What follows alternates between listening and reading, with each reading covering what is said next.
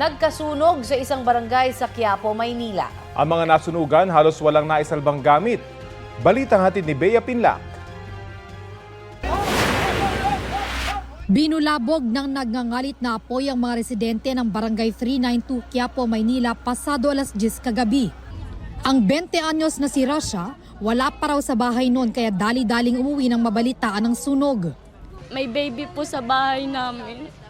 Tapos may senior po, tsaka yung asawa po ng tatay ko, bulog po. Kaya nung nalaman po may sunog sa amin, tumakbo po kami kahit buntis po ako.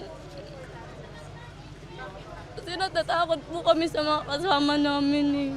Ang ilan sa mga inuna nilang isinalba ang alaga nilang aso, Biblia at mga imahen sa altar.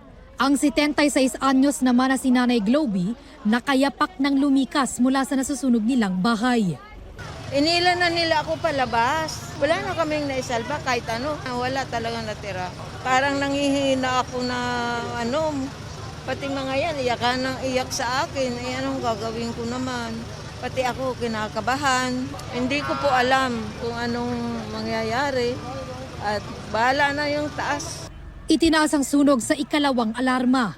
Hindi bababa sa 20 fire truck ng BFP at mga fire volunteer ang rumisponde sa sunog na tumupok sa 2 bahay. Kung makikita nyo po yung involved ay light materials. Mostly light materials kaya tinas po natin para po kaagad ay maagapan natin ang pagkalat ng apoy. Ang isa sa mga nasunog na bahay, nagpapaupa sila ng mga border. Pero sabi nga nung may-ari, wala pa raw yung mga border ngayon. Kasi may mga trabaho ata. 2 pamilya o nasa 10 tao ang apektado. Inaalam pa ang sanhi ng sunog na tuluyang naapula mag-aalas 11 ng gabi. Nakikipag-ugnayan na rin ang DSWD sa pamunuan ng barangay at sa mga nasunugan para mag-abot ng tulong. Yung pagsisilungan nila, doon sa ginagawa naming barangay hall, baka pwede doon muna sila para kasi baka biglang umulan, at least may matutuluyan sila. Bea Pinlac, nagbabalita para sa GMA Integrated News.